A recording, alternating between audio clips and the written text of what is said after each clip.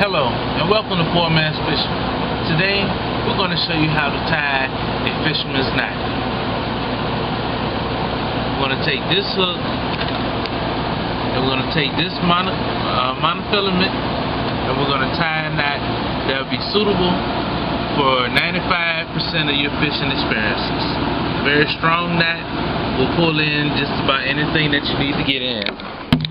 Let's start.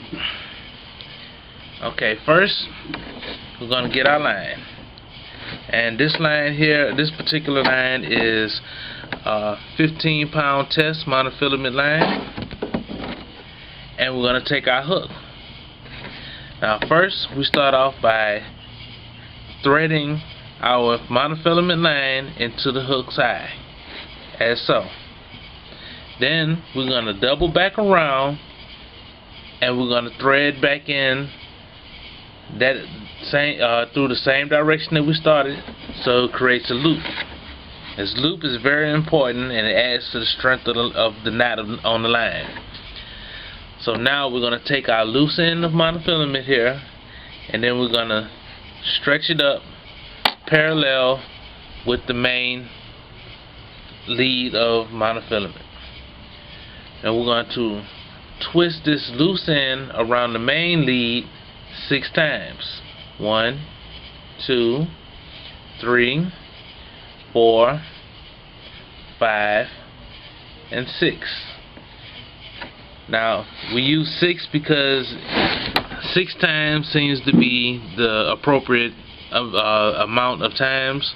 4 or 5 times, a lot of times will pull the loose very easily, and 7 or 8 times it's hard to actually pull the line into a knot, and it'll cause you to have the loose little loops in the line. So 6 is the perfect number for the perfect number of times to wrap around. Now we're going to take our loose end of monofilament and then we're going to thread it here through these two holes, these two loops that were created.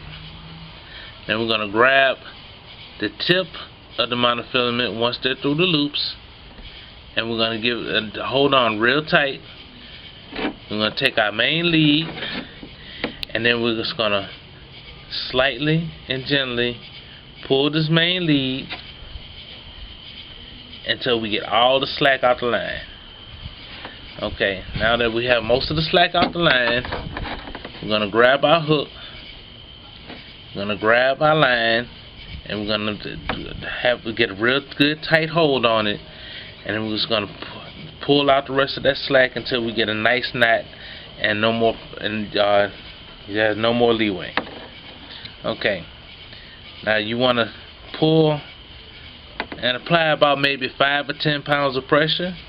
I would suggest not applying more pressure than that, as the line is very, very strong and it will cut your hand, and it hurts because it cuts real deep. Okay, now that we have our line tight and there's no more slack in it, you see there we have a nice knot there. And what we do is we clip off this excess piece here, which I don't have a pair of scissors with me. I'm partially unprepared, but it depends on how you're fishing. This little bit of line, you can or can't have it, but it's always good to clip it off to about, I'd say about right there. That way any baits can slide over it easily and it doesn't cause any interference. But that, ladies and gentlemen, is how you tie your fishing monofilament line to your hook. And it works with other types of line as well. I'm just using monofilament because it's what I've always used. Sometimes I may use braid, sometimes I may use fluorocarbon, but monofilament works good. It's been around forever and people have caught humongous fish off of it. But thank you for watching our tutorial, and we will have more to come soon. Poor Man Fisherman.